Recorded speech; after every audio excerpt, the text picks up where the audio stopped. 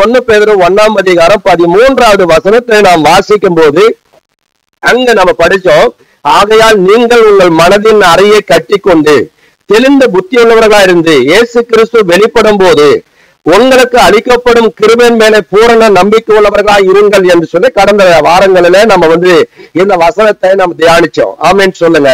அல்லேலூயா.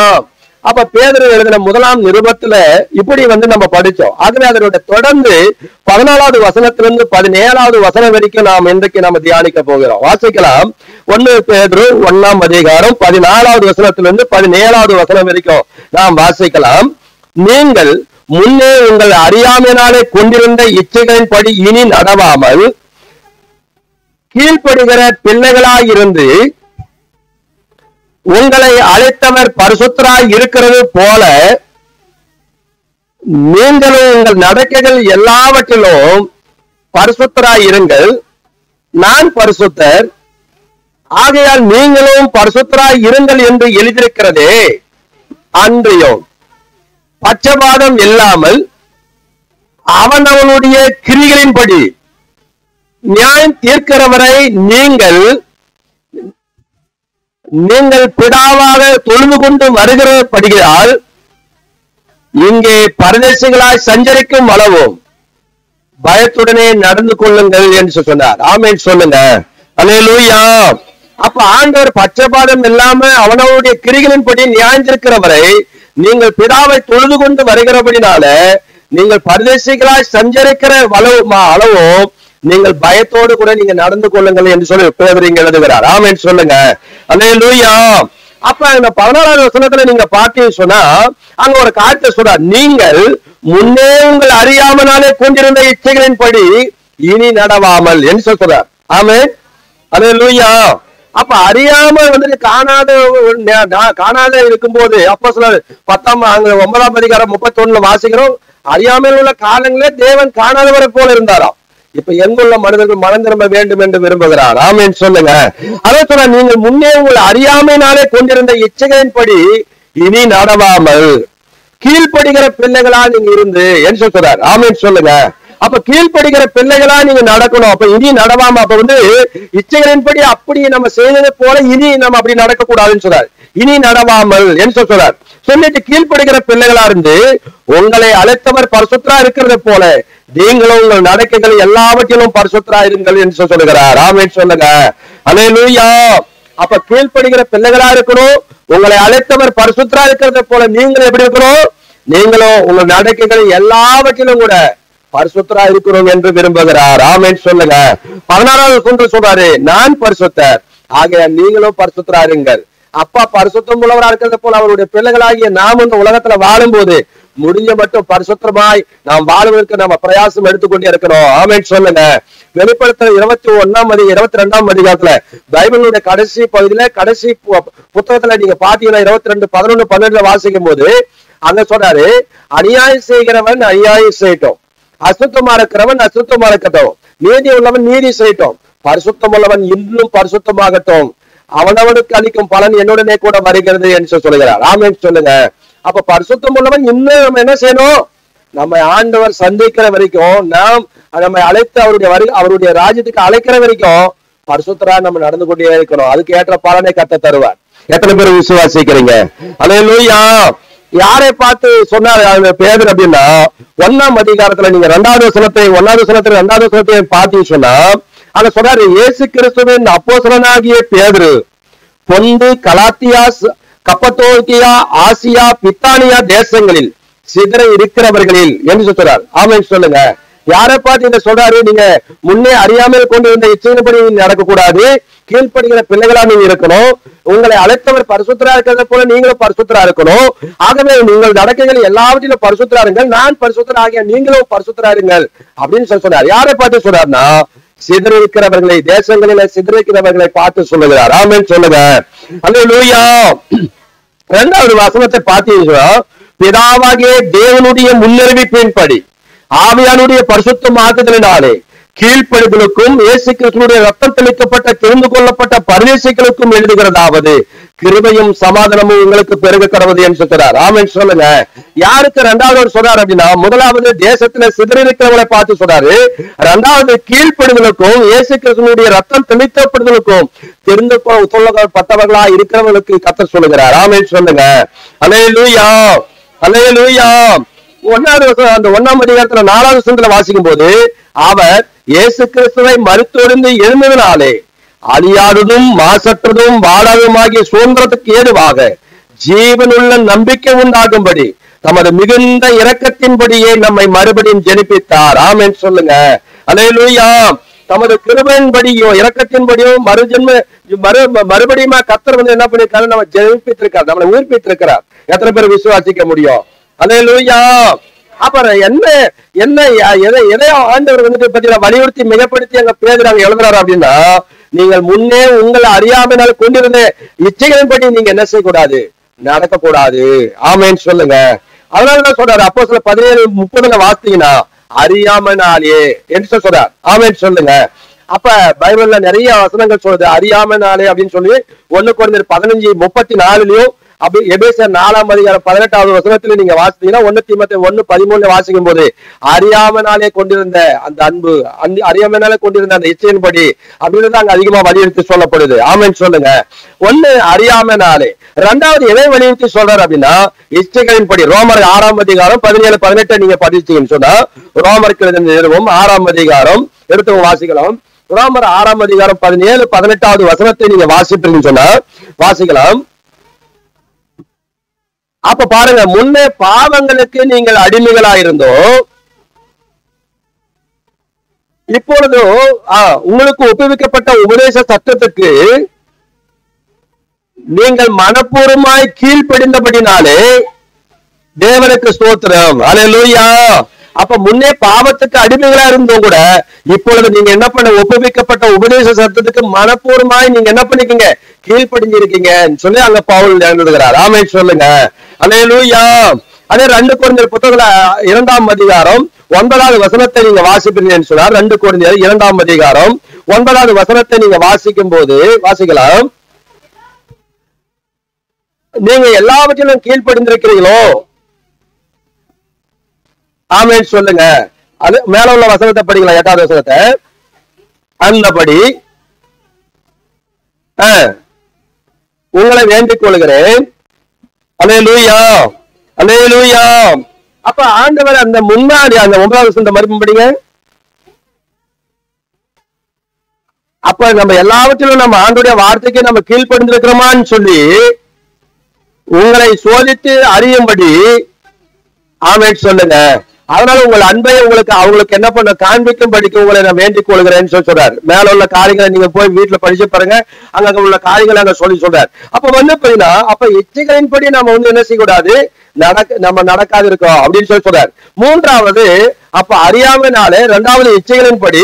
எதை ஆண்டவர் வலியுறுத்தி மிகப்படுத்தி சொல்கிறாரு அங்க பேதுரு எழுதுறாருன்னா, 3வது ஆசை. மத்தேயு 15ஆம் அதிகாரம் 19வது வசனத்தை நீங்க வாசித்தீங்கன்னா இந்த இடத்துல ஆசையை குறித்து சொல்கிறார். வாசிக்கலாம். மத்தேயு 15ஆம் அதிகாரம் 19வது வசனத்தை படிக்கலாம்.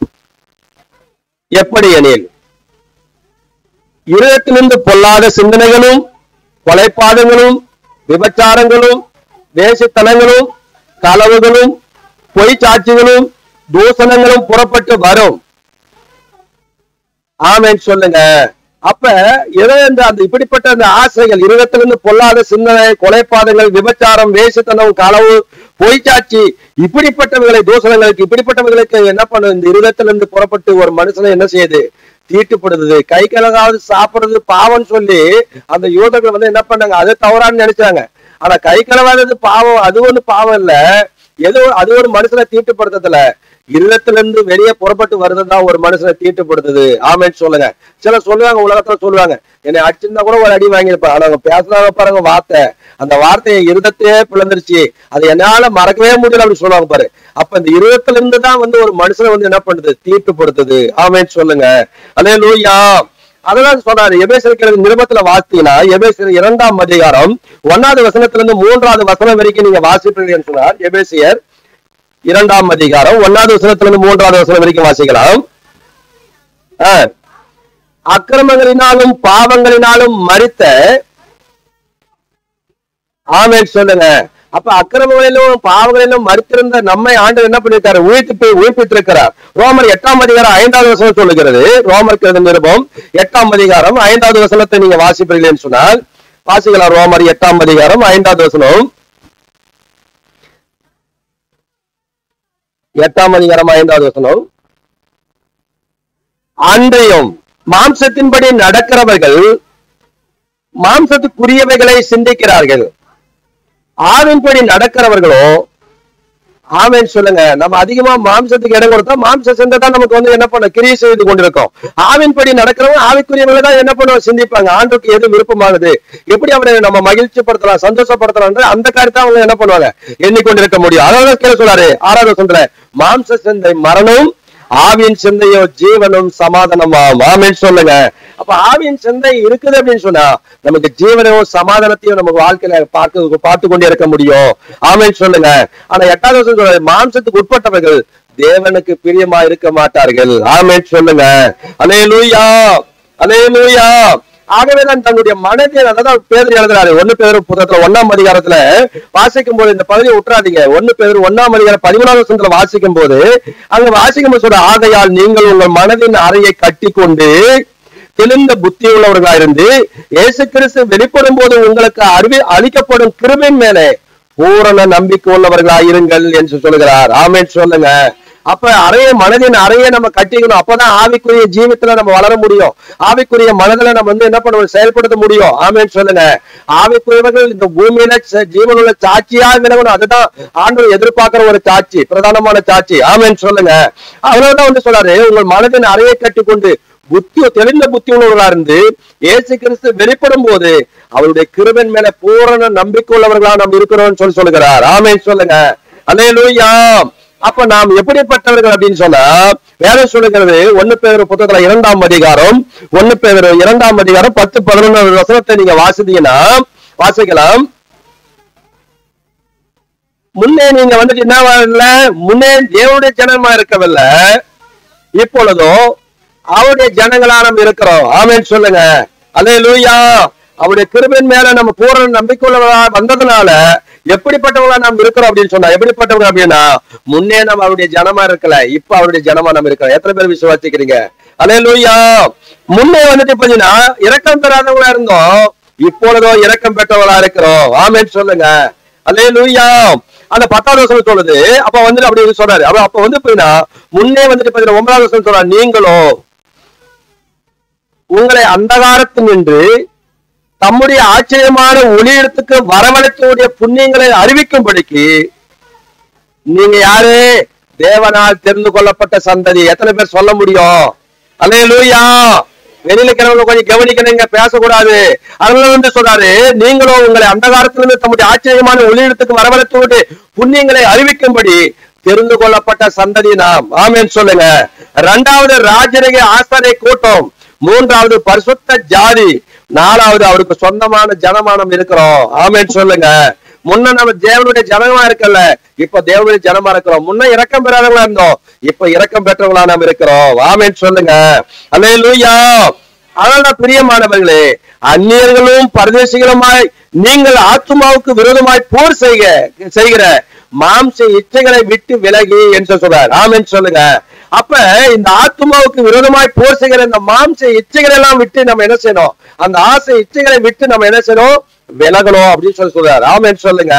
அல்லேலூயா. ஆதியாகமத்தின் புத்தகத்துல ஆதியாகமம் 3ஆம் அதிகாரம் 6வது வசனத்தை நீங்க வாசிப்பீங்கன்னா, அப்ப அந்த ஆதியாகமம் புத்தகத்துல நீங்க வாசிக்கும் போது அங்க ஆண்டவர் அவங்களுக்கு கொடுத்த கட்டளை, ஆதாம் ஏவாளுக்கு கொடுக்கப்பட்ட கட்டளையே அவங்க என்ன பண்ணாங்க? தேவனை விட்டு நம்ம என்ன பண்றது? பிரிக்கிற காரியம் எது அப்படின்னு சொன்னா, இங்க வசனத்தை வாசிக்கும் போது 3ஆம் அதிகாரம் 6வது வசனம், அப்பொழுது ஸ்திரீயானவள் அந்த விருட்சம் அந்த கனியானது புசிப்புக்கு நல்லதும் பார்வைக்கு என்பதும் புத்தியை தெளிவிக்கிறதுக்கும் இச்சிக்கப்படத்தக்க அந்த கனியை பறித்து புசித்து தன் புருஷனுக்கும் கொடுத்தாள், அவளும் புசித்தாள். ஆமென் சொல்லுங்க. அப்ப அந்த கனி பாத்தீங்கன்னா ஆண்டவர் சொன்னாரு, இந்த கனியை புசிக்க கூடாது, புசிக்கிறதுனால சாகவே சாமிருக்குன்னு சொன்னா. ஆனா அவளுக்கு ஒரு ஆசை இருக்கிற எல்லா தோட்டத்துல இருக்க எல்லா கனியை விட அந்த ஆண்டவர் சொல்லிட்டாரு இந்த கனியை மட்டும் சாப்பிடக்கூடாதுன்னு சொன்னாரு. அதை என்ன ரகசியங்கள தெரியல, அதை பார்க்கணும். அது எப்படியாகிலும் பார்க்கணும். சில வீட்டுகள்ல கூட வந்து பாத்தீங்கன்னா புருஷன்மாரோ அல்லது மனைவிமாரோ அல்லது பிள்ளைகளுக்கு பெற்றோர்களோ வந்து என்ன பண்ணுவாங்க, எங்கன்னா ஒண்ணு வைப்பாங்க, இங்க யாரும் திறக்கூடாது, யாரும் பார்க்க கூடாது, யாரும் செய்யக்கூடாது அப்படின்னா என்ன சொல்ல எங்க வச்சுட்டு போனாங்க. அது பார்க்கவே கூடாது, எடுக்கவும் கூடாது, செய்யக்கூடாதுன்னு போனாங்க. என்னதான் இருக்குது தெரியல அந்த ரகசியம். உடனே அது மேலேயே நாட்டு இருக்கும், வேற எந்த காரியத்திலும் போகாது. ஆமென் சொல்லுங்க. அந்த மாதிரிதான் இந்த ஏவாளுக்கு அந்த புசிப்புக்கு நல்லதும் பார்வைக்கு இன்பமும் புத்தியை தெளிவிக்க எச்சிக்கப்படத்தக்க விரிச்சமா இருக்குதுன்னு சொல்லி கண்டு அதை என்ன பண்ண பறித்து வந்துட்டு கண்டு அந்த கனியை பறித்தாலாம், புசித்தாலாம், புருஷனுக்கு கொடுத்தா இவளும் புசித்தாலாம். ஆமென் சொல்லுங்க. அல்லேலூயா, அல்லேலூயா.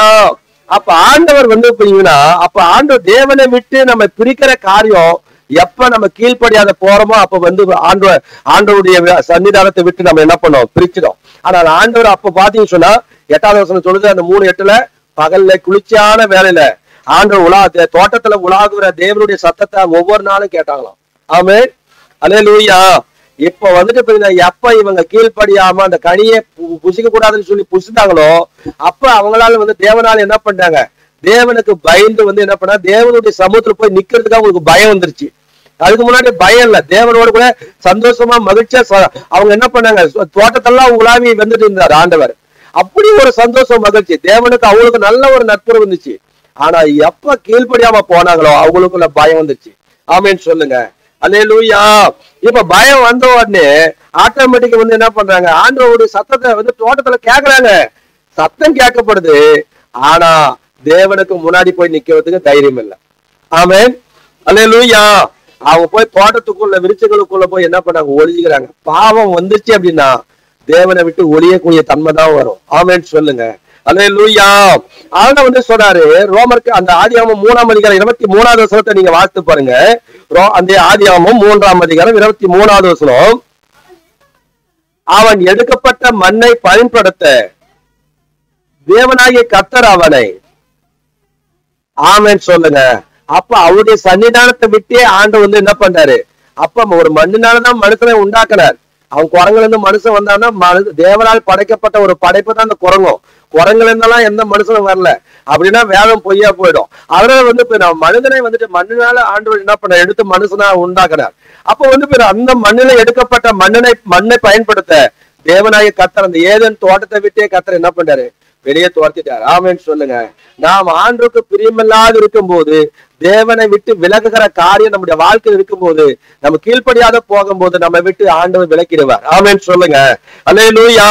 மார்க் எழுதின சுவிசேஷ புத்தகத்தை நீங்க வாசிக்கும் போது, மார்க் எழுதின சுவிசேஷ புத்தகம் 4ஆம் அதிகாரம் 18வது வசனத்தை நீங்க வாசிப்பீர்கள் சொன்னால், மார்க் 4ஆம் அதிகாரம் 18வது வசனத்தை நீங்க வாசிக்கும் போது வாசிக்கலாம். வசனத்தை கேட்டும் உலக கவலைகளும் ஐஸ்வர்யத்தின் மயக்கமும் மற்றவர்களை பற்றி உண்டாகிற இச்சைகளும்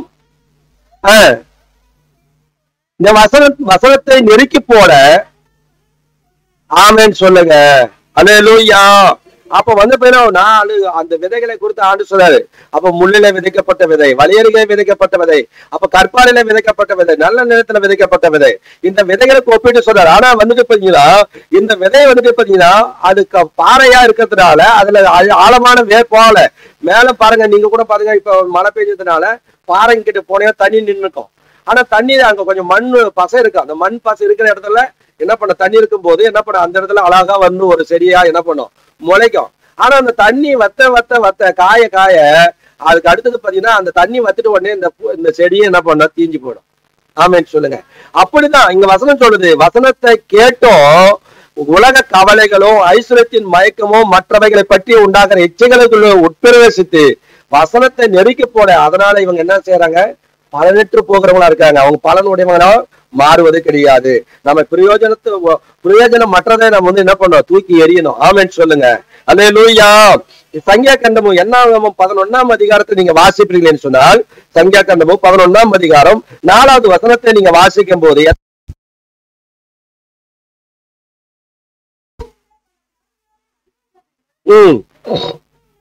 பாருங்க, அந்த இஸ்ரேல் மக்களுக்குள்ள பல ஜாதியான அந்நிய ஜனங்கள் மிகுதியா இச்சையுள்ளவர்கள் ஆனார்கள். இஸ்ரவேல் புத்திரரும் திரும்ப அழுது, அப்ப ஆண்டவரே பரிசோதித்து என்ன பண்றாங்க, நம்ம அங்க வந்து நல்லா எகிப்துல நல்லா சாப்பிட்டு இருந்தோமே, இந்த வனாந்தரத்துல வந்து யார் இச்சை கொடுக்கறது அப்படின்னு சொல்லி என்ன பண்றாங்க, அந்த இச்சையை வந்துட்டு பாத்தீங்கன்னா மிகுந்த இச்சை கொள்ளவங்களா மாறினாங்க. ஆனாலும் ஆண்டவர் பாருங்க, ஒரே ஒரு நாள்ல இவங்க இப்படி அற்பமானதை கேட்கறாங்கன்னு சொல்லிட்டு என்ன பண்றாரு, ஒரே ஒரு செகண்ட் ஆண்டவர் வந்து என்ன பண்ணாரு, காடைகள் எங்க இருக்குதோ அந்த காடைகள் எல்லாம் வனாந்தரத்துல முழங்கால் அளவுக்கு ஒரு உயரத்துக்கு வனாந்தரம் எங்கோ அவங்க இருந்த கூடாரங்களுக்கு அருகில வந்துட்டு என்ன பண்ணிச்சா, விழுந்து போகும்படி பண்ணாங்க. ஆமேன்னு சொல்லுங்க. கறிக்காக கூட வந்துட்டு என்ன பண்ணா, சண்டை போடுறாங்க நிறைய பேர். எனக்கு கறி வாங்கி தரல, அதை வாங்கி தரல, இதை வாங்கி தரல. அதுங்களுக்கெல்லாம் சண்டை போடக்கூடாது. கடவுள்கிட்ட நீ கேட்டா உனக்கு நீ நினைப்பதற்கும் வேண்டிக் கொடுக்கும் மேலானத கர்த்தர் செய்வார். ஆமேன்னு சொல்லுங்க. அல்லேலூயா. சிலர் உபவாசம் போடும்போது சோறுக்கு முன்னாடி வந்து பிரியாணி வந்து நின்றோம், கறி வந்து நின்றோம். ஐயோ நான் ஆசைப்பட்டு இதுதான் நான் நினைச்சேன், இன்னைக்கு வந்துருச்சு, நாளைக்கு உபவாசம் மாத்திடலாமா அப்படி சிலருக்கு எண்ணம். ஆனா வந்து பாத்தீங்கன்னா நம்ம உபவாசத்துக்கு பிறகு கர்த்தர் நமக்கு தருவார்ன்ற அந்த விசுவாசிச்சா நிச்சயமா தருவார். தருவாரா தர மாட்டாரா? அல்லேலூயா. அப்ப அதனால வந்து நமக்கு எது ஆசையானதோ, நீ ரொம்ப விருப்பமா எப்ப நீ தியாகம் பண்ணி ஜபம் பண்ணி ஆண்டவர் சமூகத்துல காத்துன்னு நினைக்கிற, அப்பதான் நீ ஆசைப்பட்ட பொருள் வந்து நிக்கும்.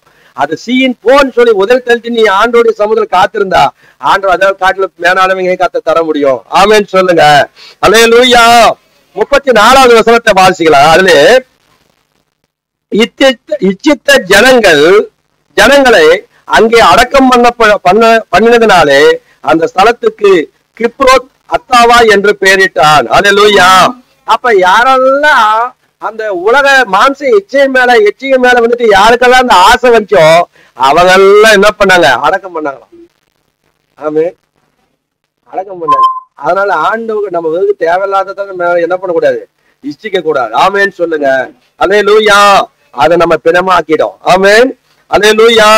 அப்ப வந்து பொல்லாத நடக்கை. ஆகவே வந்து தேவனை விட்டு நம்ம பிரிச்சிடும். அப்ப எச்சையானது. ரெண்டாவது நம்ம பிரயோஜனமற்றதை ஆக்கிடும். உலக கவலைகளோ அதெல்லாம் வந்து பாரத்தை அழிச்சிடும். மூன்றாவது நம்ம வந்து பிணமாக்கிறோம். நாலாவது பொல்லாத நடக்கை. ஆமேன்னு சொல்லுங்க. அல்லேலூயா. இந்த பொல்லாத நடக்கை வந்து என்ன பண்ணும் அப்படின்னு சொன்னா, அவனுக்கு ஏலியின் பிள்ளைகள் வந்துட்டு என்ன பண்ணாங்க, பொல்லாத நடக்கை நடந்தாங்க. 1 சாமுவேல் 2ஆம் அதிகாரத்துல நீங்க வாசித்தீங்கன்னா 1 சாமுவேல் 2ஆம் அதிகாரம் 22வது வசனத்திலிருந்து 24வது வசனம் வரைக்கும் நீங்க வாசிப்பீங்கன்னு சொன்னால் வாசிக்கலாம். 1 சாமுவேல் 2ஆம் அதிகாரம் 22வது வசனத்திலிருந்து 24வது வசனம் வரைக்கும் வாசிக்கலாம். ஏலி மிகுந்த கிழவனா இருந்தான். அவன் தன் குமாரர் இஸ்ரவேலுக்கு எல்லாம் செய்கிற எல்லாவற்றையும் வாசலில் கூட்டம் கூடுகிற ஸ்திரீகளோடு கூட சயனிக்கிறதையும் கேள்விப்பட்டு, இப்ப பாருங்க, அப்போ ஏலி வந்து ஆசாரியன், அவர் வந்து ரொம்ப வயசாயிடுச்சு. ஆனா அவங்க பிள்ளைங்கள் வந்து என்ன பண்றாங்க, ஆசாரிய கூடாரத்துக்கிட்ட வரவங்க எல்லாம் வந்து என்ன பண்றாங்க, தவறான வழி நடத்தப்படுறாங்க. இப்ப தவறான வழியில அவங்க வந்து செயல்படுறாங்க. இதை வந்துட்டு இந்த ஏலி வந்து என்ன பண்ற கேள்விப்பட்டு அவளை கண்டிக்கிறார். அவங்க சொல்றாரு அவர்களை நோக்கி, நீங்கள் இப்படிப்பட்ட காரியங்களை செய்கிறது என்ன? உங்கள் பொல்லாத நடக்கைகளை சொல்ல கேட்கிறேன்னு சொல்றாரு. ஆமேன்னு சொல்லுங்க. அவருடைய பிள்ளைகள் என்ன பண்ணாங்க, பொல்லாத நடக்கையில நடக்கிறாங்க. ஆசாரியருடைய பிள்ளையா இருக்கிற அந்த பிள்ளைகள், ஏலியுடைய பிள்ளைகள். அதை நான் வந்து இந்த ஜனங்கள் எல்லாரும் பொல்லாத நடக்கலை நடக்கிறாங்க பிள்ளைகள் சொல்லி நான் கேள்விப்படுறேன்னு சொல்லி சொல்றாரு. ஆமேன்னு சொல்லுங்க. ஆனா என் குமாரரோ வேண்டாம், நான் அப்ப வந்து சொல்றாரு, ஏலி சொல்றாரு, என் குமாரரே வேண்டாம், நான் கேள்விப்படுகிற அந்த செய்தி நல்லதல்ல அப்படின்னு சொல்லி சொல்றாரு. ஆனாலும் கூட கர்த்தருடைய ஜனங்கள் மீறி நடக்கிறதுக்கு இவங்க காரணமா இருந்தாங்க. ஆமேன்னு சொல்லுங்க. அல்லேலூயா. ஆனா வேதம் சொல்றது 25வது வசனம் சொல்லுது பாருங்க, மனுஷனுக்கு விரோதமாய் மனுஷன் பாவம் செய்தால் நியாயாதிபதி இடத்துல கொண்டு போய் விற்பாங்க. அந்த நியாயாதிபதி வந்து தீர்ப்பான். ஆனா ஒருவன் கர்த்தருக்கே விரோதமா பாவம் செய்வானால் அவனுக்காக விண்ணப்பம் செய்யத்தக்கவன் யார்? ஆமேன்னு சொல்லுங்க. அல்லேலூயா. என்றான். அவர்களோ தங்கள் தகப்பன் சொல்லை கேளாமற் போனாங்க. அவர்கள் சங்கரிக்க கர்த்தரோ சித்தமானார். ஆமேன்னு சொல்லுங்க. அப்ப பொல்லாத நடக்கை நிமித்தமா, அப்ப தகப்பன் சொல்ல கேளாத போனதுனால ஆண்டவர் வந்து பாருங்க அந்த பிள்ளைகளை ஒரே நாள்ல பலியாக வேண்டியதாய் மாறிவிட்டது. ஆமேன்னு சொல்லுங்க. அல்லேலூயா. அல்லேலூயா.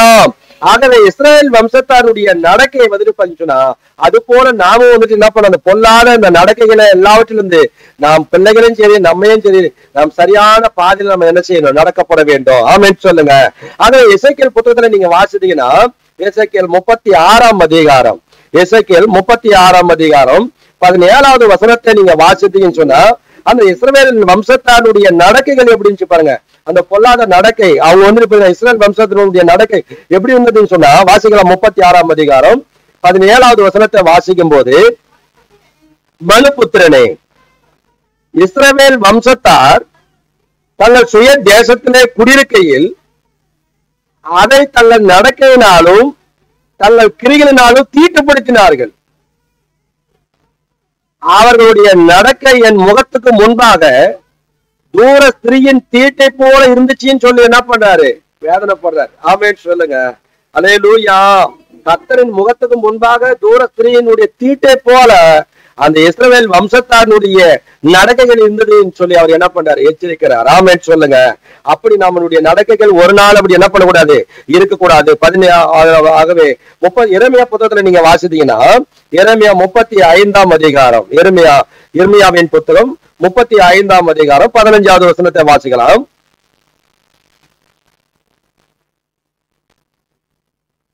முப்பத்தஞ்சாம் அதிகாரம் 15வது வசனம்.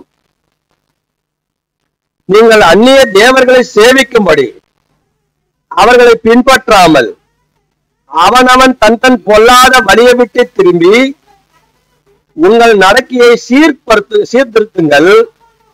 அப்பொழுது உங்களுக்கும் உங்கள் பிதாக்களுக்கும் நான் கொடுத்த தேசத்திலே நீங்க குடியிருப்பீர்கள் என்று சொல்லி தீர்க்கதரிசிகளாகிய என் ஊழியக்காரர் எல்லாரையும் நான் உங்களுக்கு ஏற்கனவே அனுப்பி கொண்டிருந்தோம்.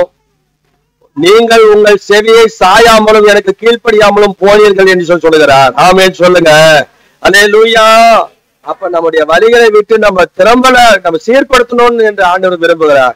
நம்ம கொஞ்ச காலம் நம்ம ஆண்டவர் வந்து பேதுருல வாசிக்கும் போது 5ஆம் அதிகாரம் 5வது வசனத்துல, அந்த 10வது வசனத்தை நீங்க வாசிக்கும் போது, 5ஆம் அதிகாரம் 10வது வசனத்துல வாசிக்கும் போது அங்க சொல்றாரு, கிறிஸ்து இயேசுவுக்குள் நம்மை தமது நித்திய மகிமைக்கு அழைத்தவராயிருக்கிற சகல கிருபையும் புரிஞ்சவராகிய தேவன் தாமே கொஞ்ச காலம் பாடு அனுபவிக்கிற உங்களை சீர்படுத்தி சிறப்படுத்தி பலப்படுத்தி அவர் நிலைநிறுத்துவாராக. ஆமென் சொல்லுங்க. அல்லேலூயா. அப்ப நம்முடைய நடக்கைகளை நம்ம வந்து என்ன செய்யணும்? பொல்லாத வழியை விட்டு நம்ம சீர்படுத்தணும் என்று ஆண்டவர் விரும்புகிறார். ஆமென் சொல்லுங்க. ஆகவேதான் வேதம் சொல்லுகிறது. யோபு புத்தகத்துல நீங்க வாசித்தீங்கன்னு சொன்னா, சங்கீதத்துக்கு முன்னாடி யோபு புத்தகத்துல 34ஆம் அதிகாரம், யோபு 34ஆம் அதிகாரத்தை வாசிக்கும் போது 34ஆம் அதிகாரம் 11வது வசனத்தை நீங்க வாசிப்பீர்கள் என்று சொன்னால் வாசிக்கலாம். யோபு 34:11. மனுஷனுடைய செய்கைக்கு தக்கதை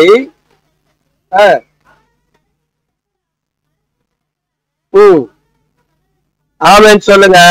அப்ப ஆண்டவர் மனிதனுடைய செய்கைக்கு தக்கதையோ அவனுக்கு சரி கட்டு வரா, அவனுடைய நடக்கைக்கு தக்கதாக அவனுக்கு தேவன் பலனளிப்பார். ஆமென் சொல்லுங்க. நம்முடைய நடக்கை எப்படி இருக்குதோ அதை பார்த்துதான் கர்த்தர் நம்முடைய நன்மைக்கு ஏற்ற பலனை கத்த தருவார். ஆமென் சொல்லுங்க. கைகளை உயர்த்தி அல்லேலூயா சொல்லுவோமா? அல்லேலூயா. 2 பேதுரு புத்தகத்துல நீங்க வாசிப்பீங்கன்னு சொன்னால், 2 பேதுரு 2ஆம் அதிகாரம் 5வது வசனத்திலிருந்து நீங்க வாசிக்கும் போது, 2 பேதுரு 2ஆம் அதிகாரம் 5வது வசனத்திலிருந்து வாசிக்கலாம். அத சொன்னால் பாருங்க, பூர்ண உலகத்தை தப்ப விடாமல் நீதியை பிரசவித்தவனாகிய நோவா முதலான 8 பேரை காப்பாற்றி அவபக்தி உள்ளவர்கள் நிறைந்த உலகத்திலே ஜலப்பிரளயத்தை ஆண்டவர் வரப்பண்ணி சோதம் குமார என்னும் பட்டணங்களையும் சாம்பலாக்கி கவிழ்த்து போட்டு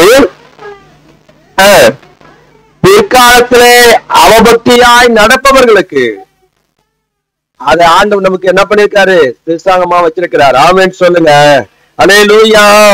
அப்ப அவபக்தியா நடக்கிறவங்களுக்காக ஆண்டவர் என்ன பண்ண? ஆக்கிர தீர்ப்பு உண்டாக்குறாரு. ஆண்டவர் சாம்பலா சோதம் குமாரனை கவிழ்த்து போடுறத போல அப்ப ஆண்டவர் வந்து கவிழ்த்துன்னு சொல்லியிருக்கிறார். ஆனா அப்படி இருக்கும்போது அப்படி இருந்த ஒரு அந்த சந்ததிகளுக்குள்ள வாசிக்கிறோம், அக்கிரமக்காரர்களுக்குள்ளே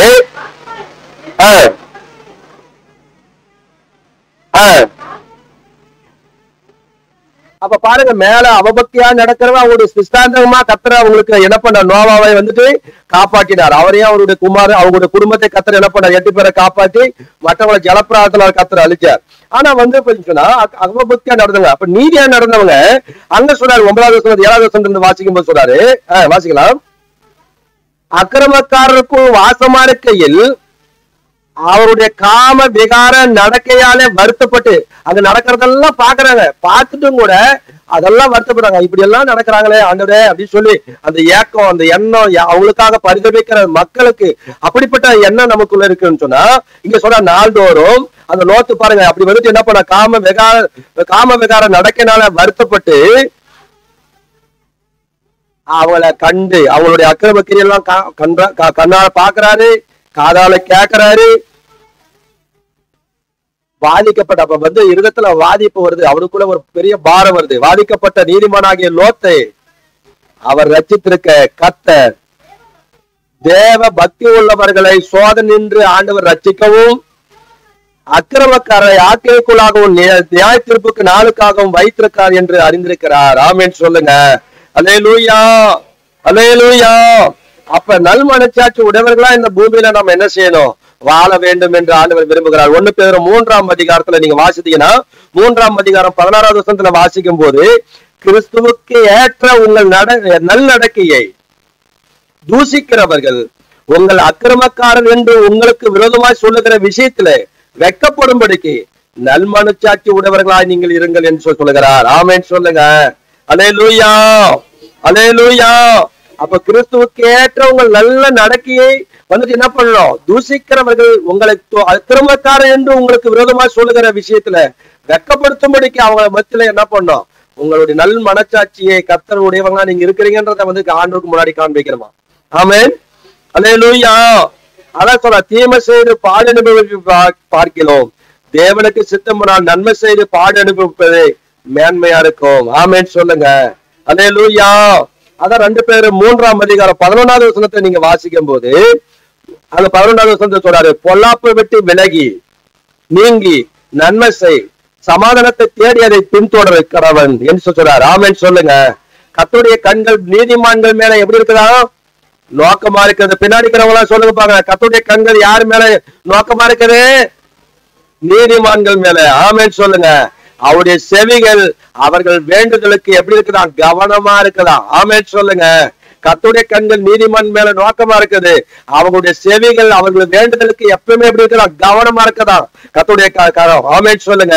ஆனா தீமை செய்கிறவர்களுக்கோ கர்த்தருடைய முகம் அவங்களுக்கு விரோதமா இருக்கிறது. ஆமென் சொல்லுங்க. அல்லேலூயா, அல்லேலூயா. அதனால அங்க வந்து சொல்றாரு, அப்ப நம்ம பரிசுத்த நடக்கையும் தேவ பக்தி உள்ளவர்களாய் இந்த பூமியில நம்ம என்ன செய்ய வேண்டும்? உள்ளவர்களாய் நம்ம நடக்க வேண்டும். ஆமென் சொல்லுங்க. அதனாலதான் சொல்றாரு, பேதுரு எழுதுறாரு, 1 பேதுரு 1ஆம் அதிகாரம் 14வது வசனத்தை வாசிக்கும் போது, நீங்கள் முன்னே உங்கள் அறியாமையினாலே கொண்டிருந்த இச்சைகளின்படி நீ நடவாமல் கீழ்ப்படுகிற பிள்ளைகளாய் இருக்கிறோம் அப்படின்னு சொல்றாரு. ஆமென் சொல்லுங்க. அல்லேலூயா. அதான் ரோமர் 12:2 வாசிக்கும் போது, ரோமர் நிருபத்துல 12ஆம் அதிகாரம் 2வது வசனத்தை நீங்க வாசிப்பீங்கன்னு சொன்னால், ரோமர் 12ஆம் அதிகாரம் 2வது வசனம், நீங்கள் இந்த பிரபஞ்சத்திற்கு ஒத்த வேஷம் தெரியாமல், அப்ப இப்படி அப்படி இருக்கக்கூடாது, இந்த உலகத்துக்கு ஒத்த வேஷம் தெரியாமல் நீங்க என்ன பண்ணுமா? தேவனுடைய நன்மையும் பிரியமும் பரிபூர்ணமான சித்தம் என்னதென்று பகுத்தறியத்தக்கதாக உங்கள் மனம் புதிதாகிறதுனாலே மறுரூபம் ஆகுங்கள். ஆமென் சொல்லுங்க. அல்லேலூயா. அதே ரோமர் 8:29 வாசிக்கிறோம், தம்முடைய குமாரனோ அநேக சகோதரருக்குள்ளே முதற் பேரானவனாய் இருக்கும் பொருட்டு தேவன் எவர்களை முன்னறிந்தாரோ அவர்களை தான் தேவன் என்ன பண்ணிருக்காரு? தம்முடைய குமாரனுடைய சாயலுக்கு ஒப்பாயிருப்பதற்கு முன் குறித்திருக்கிறார். ஆமென் சொல்லுங்க. அல்லேலூயா. ஆனா இனி நம்ம அப்படி பிரபஞ்சத்துக்கு ஒத்த வேஷம் தெரியாம அப்படி நம்ம நடக்க கூடாது, இனி நடவாமன்னு சொல்றாரு. அப்ப நம்ம எப்படி இருக்கணும் அப்படின்னா, கீழ்ப்படுகிற பிள்ளைகளா நம்ம இருக்கணும்னு சொல்றாரு. ஆமென் சொல்லுங்க. எப்படி? நம்முடைய நடக்கைகளே எல்லாவற்றிலும் 15-16வது வசனத்துல 1 பேரு அப்பா 1:15-15 சொல்றாரு, நம்முடைய நடக்கைகள் எல்லாவற்றிலும் பரிசுத்தரா இருக்கணும்னு சொல்றாரு. ஆமென் சொல்லுங்க. அப்ப பரிசுத்தப்படுத்துவது என்பது பிரிந்திருப்பது, உலகத்தை விட்டு பிரிந்திருப்பது, மாம்சத்தை அதிகமான நேரத்தை நம்ம வந்து கொடுக்காதபடிக்கு தேவனோடு கூட தேவனுடைய ஆவி உள்ளவர்களாய், ஆவியோடு கூட ஆவியுள்ள சிந்தையோடு கூட நம்ம நடக்கிறவங்களா நம்ம காண்பிக்கணும். அப்படி நம்ம பிரிஞ்சு வாழணும்னு சொல்லி ஆண்டவர் விரும்புகிறார். ஆமென் சொல்லுங்க. அப்ப தேவனுக்கு பரிசுத்தமானது எது, பரிசுத்தத்தை கெடுக்கிறது எதுன்றதை நம்ம அறிஞ்சு நாம் இனியும் நம்ம என்ன பண்ணக்கூடாது. அப்படி உலகத்துல அப்ப முன்னே உங்கள் அறியாமையினால கொண்டிருந்த அந்த எச்சைகளின் படி நம்ம என்ன பண்ணக்கூடாது, இனி நடக்காமல் கீழ்படுகிற பிள்ளைகளா இருந்து நாம் அவர் பரிசுத்தரா இருக்கிறத போல, அழைத்தவர் பரிசுத்தரா இருக்கிற போல நாமளும் அந்த பரிசுத்தரா இருக்கணும். ஆகவே நடக்கைகள் எல்லாவற்றிலும் பரிசுத்தரா இருக்கணும் என்று சொல்லி ஆண்டவர் விரும்புகிறார். ஆமென் சொல்லுங்க. அப்படி நாம் இருக்கும் போது அப்ப ஆண்டவர் முன்ன இங்கே பரதேசிகளாய் சஞ்சரிக்கிறோம் அழைக்கும் நாம் தேவனை பயத்தோடு கூட நம்ம சேவிக்கணும்னு சொல்லி ஆண்டவர் விரும்புகிறார். ஆமென் சொல்லுங்க. அல்லேலூயா, அல்லேலூயா. அப்படி கர்த்தர் பாத்தீங்கன்னா தேவன் நிறைவுள்ளவர்களாக பூரணமாய் முற்றிலும் பரிசுத்தம் உள்ளவராய் கர்த்தர் நம்மையும் நம்முடைய குடும்பங்களை கர்த்தர் அப்படி ஆசீர்வதித்து கர்த்தர் கனப்படுத்துவாராக. ஆமென், அல்லேலூயா. கர்த்தர் தாமே இந்த வசனங்களை ஆசீர்வதிப்பாராக. பரலோக பிதாவே, ஆசீர்வதிக்கப்பட்ட உம்முடைய குமாரனாகிய இயேசு கிறிஸ்துவின் நாமத்தினாலே இந்த காலை வேளையிலே ஆண்டவரை துதிக்கிறோம். நீர் ஆண்டவரை துதிக்கிறோம் கர்த்தாவே, ஸ்தோத்திரிக்கிறோம். பேதுரு ஆண்டவரை குறித்து ஆண்டவரை எச்சரித்த அந்த காரியங்களை நாங்கள் நினைவு கூறுகிறோம். ஆண்டவரை துதிக்கிறோம் கர்த்தாவே. முன்னே தேசங்களிலே சிதற கிருபங்களையும் ஆண்டவரை துதிக்கிறோம் கர்த்தாவே. முன்னறிவிப்பின்படி தெரிந்து கொள்ளப்பட்ட சந்ததிகளுக்கு ஆண்டவரை துதிக்கிறோம். நீங்க எச்சரித்த காரியங்களை குறித்து நாங்கள் பார்க்கிறோம். ஆண்டவரை நாங்கள் அறியாமல் அவரை காணாமல் இருந்தோம். நாங்கள் அவரிடத்துல நாங்கள் அன்பு கொடுக்கிறோம். ஆனா இப்பொழுதோ அவரை தரிசியாமல் இருந்தும் அவரிடத்துல விசுவாசம் வைத்து சொல்லி முடியாததும் மகிமையால் நிறந்ததுமா இருக்கிற சந்தோஷம் உள்ளவர்களாய் நாங்கள் களி கூர்ந்து உடைய விசுவாசத்தின் பலனாகி ஆத்தும ரட்சிப்பை நாங்கள் பெற்றிருக்கிற நாங்கள் ஆண்டவரை இனியும் ஆண்டவரை துதிக்கிறோம். முன்னே ஆண்டவரை அறியாமல் நாளை கொண்டிருந்த அந்த இச்சைகளின்படி இனியே நாங்கள் நடவாமல் கீழ்ப்படுகிற பிள்ளைகளா இருந்து ஆண்டவரை அழைத்தவர் உண்மை பரிசுத்தரா இருக்கிறது போல நாங்களும் ஆண்டவரே எங்கள் நடக்கைகள் எல்லாவற்றிலும் பரிசுத்தரா இருந்து நான் பரிசுத்தரா ஆகியா நீங்களும் பரிசுத்தரா இருங்கன்னு சொன்னீங்களே, அப்படி பரிசுத்தரா இருந்து ஆண்டவரை துதிக்கிறோம். ஆண்டவரே பச்சபாதம் இல்லாமல் அவர்களுடைய கிரிகளின்படி நியாயத்திருக்கிறவரை உங்கள் பிதாவை தொழுந்து கொண்டு வருகிறபடினாலே இங்கே பரதேசிகளாய் சஞ்சரிக்கிற அளவும் பயத்துடனே நீங்கள் நடந்து கொள்ளுங்கள் என்று சொன்னீங்களே, அப்படி நாங்கள் நடந்து கொள்ள முன்னோர்களுடைய பாரம்பரியத்தின்மாய் நாங்கள் அனுசரித்து வந்த வீணான நடக்கைகளையும் அணுவுள்ள அந்த வஸ்துகளாகிய வெள்ளினால பொன்னினாலே எங்களை மீட்கப்படாமல் குற்றமில்லாத மாசற்ற ஆட்டுக்குட்டி ஆகிய கிறிஸ்துவனுடைய விலையேறப்பட்ட ரத்தத்தினாலே மீட்கப்பட்டீர்கள் என்று சொல்லி நாங்கள் அறிந்திருக்கிறோம். ஆண்டவரே அப்படி எங்களுடைய நம்பிக்கை எங்களுடைய விசுவாசம் உம்மீது மாத்திரமே இருந்து அன்று உமக்கு நாங்கள் மகிமையை கொடுக்க எங்களுக்கு கிருபை தரும்படி நாங்கள் ஜெபிக்கிறோம். மாயமற்ற அந்த சகோதர சிநேகிதம் உள்ளவர்கள் ஆகும்படி ஆவினாலே சத்தியத்துக்கு கீழ்ப்படிந்து அவங்கள் ஆத்துமாக்களை சுத்தமாக்கி கொண்டவர்களா இருக்கிறபடினாலே சொத்து நிலத்தோட ஒருவர் ஊக்கமான அன்புள்ளவர்களா இருங்கன்னு சொல்லியிருக்கீங்க ஆண்டவரே. அப்படிப்பட்ட அந்த உண்மையான அந்த அன்பை ஆண்டவரை எங்களுக்கு வெளிப்படுத்தி ஆண்டவரை துதிக்கிறோம். மாம்சத்துக்கு ஒரு நாள் இடம் கொடுத்து விடாதபடிக்கு ஆவிக்கு ஏற்றவைகளை நாங்கள் சிந்தித்து கொண்டு செயல்பட எங்கள் ஒவ்வொருவருக்கும் நீங்க கிருபை தரும்படியா நாங்கள் ஜெபிக்கிறோம். இந்த சத்தியத்தை கேட்ட ஒவ்வொரு பிள்ளைகளும் அப்படி பரிசுத்தமாய் வாழ்ந்து கனி கொடுக்க அடியை பிரயாசப்படுகிற பிள்ளைகளுக்கு அந்த பரிசுத்த நடக்கையில எல்லாவற்றையும் பரிசுத்தமாய் நடக்க வேண்டிய கிருபைகளை நீ கட்டிடும்படி நாங்கள் ஜெபிக்கிறோம். இப்படி வருகையில ஆண்டவை ஒருவரும் வெக்கப்பட்டு போகாதபடிக்கு அடுவை காலம் நிற்கிற சபையாய் ஆண்டவர் உமக்கு முன்பாக ஆண்டவர் ஜெயம் கொள்ளுகிறவர்களாய் ஆதாரம் தூரமாய் ஆண்டவை பிள்ளைகளை ஒவ்வொருவரையும் நீங்க உறுதிப்படுத்த முடியும் நாங்கள் ஜெபிக்கிறோம். கிரீஷங்க நாமத்தை மாத்திரம் மையப்படுத்திக் கொள்ளுங்க. இந்த வார்த்தையை சமீபத்திலும் தோட்டத்துல கேட்ட ஒவ்வொரு பிள்ளைகளையும் ஆசீர்வதித்து அவர்கள் அந்த பரிசுத்த நடக்கலே வாழ்ந்து கனி கொடுக்க உதவி செய்வீராக. பெரிய காரியங்களை செய்யுங்க. இயேசு ரத்தத்தால் ஜெபம் இயேசுவின் நாமத்தில் பிதாவே. என் ஆத்துமாவே கர்த்தரை ஸ்தோத்திரி, என் முழுமே அவருடைய பரிசுத்த நாமத்தை ஸ்தோத்திரி. என் ஆத்துமாவே கர்த்தரை ஸ்தோத்திரி, கர்த்தர் செய்த சகல உபகாரங்களையும் மறவாதே. ஆமென். நம்முடைய கர்த்தரா இருக்கிற இயேசு கிறிஸ்துவின் கிருபையும் பிதாவாகிய தேவனுடைய அன்பும் பரிசுத்த ஆவியானுடைய அன்பினும் ஐக்கியம் வழிநடத்தலும் இன்றும் என்று சதாக்காயும் நம் அனைவரோடு கூட கர்த்தருடைய வருகை மட்டும் நம்மில் நிலைத்திருப்பதாக. ஆமென். அல்லேலூயா, அல்லேலூயா, அல்லேலூயா. கர்த்தர் உங்களை ஒவ்வொருவரையும் ஆசீர்வதிப்பாராக. நம்முடைய திருச்சபைக்கு கொடுக்க வேண்டியவங்க இன்னும் கொடுக்காத இருக்கிறதுனால வேலைகள் நிறுத்தி வைக்கப்பட்டிருக்குது. அதனால தயவு செஞ்சு கொடுக்காதவங்க நீங்க